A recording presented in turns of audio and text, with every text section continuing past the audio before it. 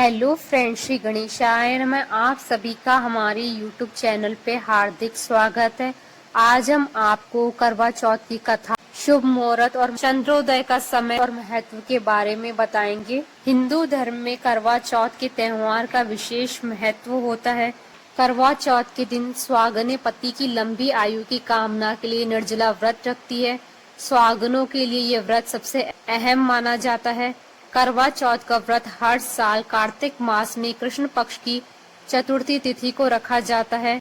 करवा चौथ के दिन महिलाएं बड़ी श्रद्धा भाव से शिव पार्वती जी की पूजा करती हैं। इस दिन व्रत में शिव पार्वती, कार्तिकेय, गणेश के साथ चंद्रमा की पूजा करने का विधान है। यही नहीं, कुंवारी लड़कियां भी मनवांछित वर के लिए इस दिन व्रत रखती हैं। पंचांग के अनुसार इस बार करवा चौथ 4 नवंबर 2020 बुधवार के दिन है। करवा चौथ का व्रत सभी व्रतों में कठिन माना गया है। करवा चौथ का व्रत निर्जला व्रत की श्रेणी में आता है, यानी इस दिन सुहागिन स्त्रियां पूरे दिन अन्न और जल का त्याग कर इस व्रत को पूर्ण करती है। करवा चौथ का व्रत रात्रि में चंद्रमा के निकलने के बाद ही तोड़ा जाता है। इस दौरान चंद्रमा को जल चढ़ाया जाता है। करवा चौथ के पूजन के दौरान स्त्रियां छलनी से पति का चेहरा देखकर पति के हाथ से भोजन ग्रहण करती हैं। करवा चौथ का व्रत सूर्योदय से पहले शुरू होता है और चांद निकलने तक रखा जाता है। चांद के दर्शन के बाद ही व्रत खोलने का नियम है।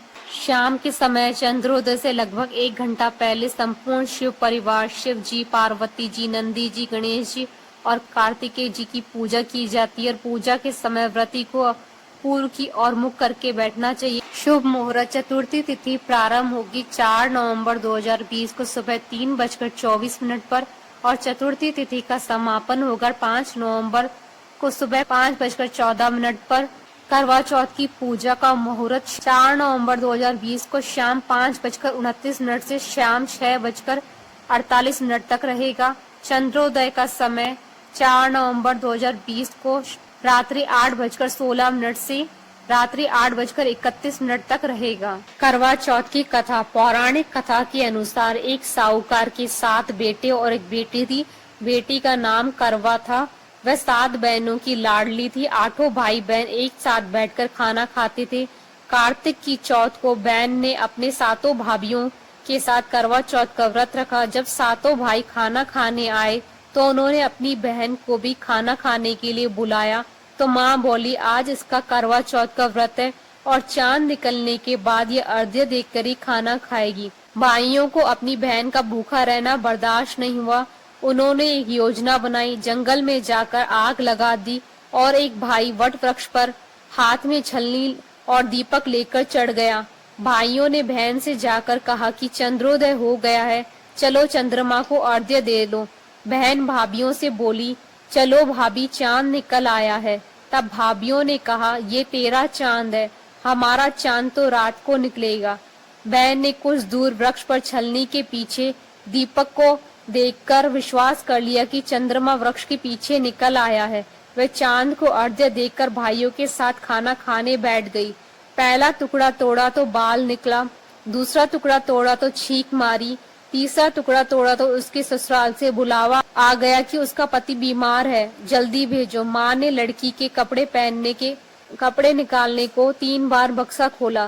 तीनों बार सफेद कपड़े निकले। तब माँ ने वही कपड़े पहनाकर ससुराल भेज दिया। लड़की की साड़ी के पल्ले में एक सोने का सिक्का बांधकर माँ ने बेटी से कहा कि रास्ते में जो मिले सबके पैर पड़ती जाना, जो तुझे सुहाग का आशीष दे उसे ये सिक्का देकर अपने पल्ले में गांठ लगा लेना। रास्ते में किसी ने भी पैर पड़ने पर सुहाग की आशीष नहीं दी और सबने यही आशीष दी कि ठंडी हो, सब्र करने वाली हो, 7 भाइयों की बहनों अपने भाइयों का सुख देखने वाली हो। जब वह ससुराल पहुंची तो दरवाजे पर छोटी ननद खड़ी मिली। बहन उसके पैर पड़ी तो ननद बोली, सौभाग्यवती हो, 7 बेटों की माँ हो, मेरे भाई को सुख देने वाली हो। यह आशीष सुनकर उसने सोने का सिक्का ननद को दे दिया और अपने पल्ले में गांठ लगा लिया। अंदर गई तो उसे सासू जी ने कहा कि ऊपर कोठरी है, वहाँ जाकर बैठ जाओ। जब वह ऊपर गई तो उसने जाकर देखा कि उसका पति मर चुका है। अपने पति के मृत शरीर को देखकर वह रोने लगी और करवा चौथ के व्रत के दौरान अपनी किसी भूल के लिए खुद को दोषी ठहराने लगी। वह विलाप करने लगी। भूख प्यास छोड़कर वह अपने पति की सेवा में लगी रही। प्रत्येक मास की कृष्ण पक्ष को करवा माता आती और कहती, करवे ले लो, भूख लगे तो अपने भाइयों के साथ भोजन कर लो। इसी तरह अश्विन मास के कृष्ण पक्ष की चौथ को भी करवे माता आई और कहने लगी, करवे ले लो, ओ भाइयों की दुलारी, भूख लगे तो भाइयों के साथ भोजन कर लो।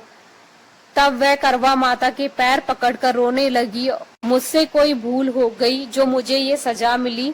तब माता ने कहा कि करवा चौथ को तुम्हारे भाइयों ने जंगल में आग जलाकर तुम्हें छलनी से झूठा चांद दिखाया और तुमने अपना व्रत तोड़ लिया, इसलिए करवा माता ने नाराज होकर तुम्हें ये कष्ट दिया है।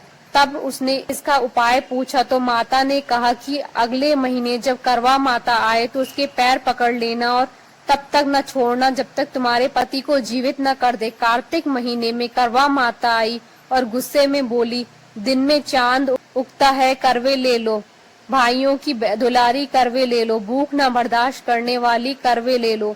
वह करवे माता के पैर पकड़कर बैठ गई और विलाप करने लगी, हे करवा माता, मेरी भूल को क्षमा कीजिए, मेरे स्वाद को जीवित कर दीजिए, मुझसे अनजाने में जो ये व्रत दूषित हो गया है उसके लिए मुझे क्षमा कर दीजिए, मेरा सुहाग लौटा दीजिए। उसे इस तरह रोते हुए देखकर करवा माता को उस पर दया आ गई।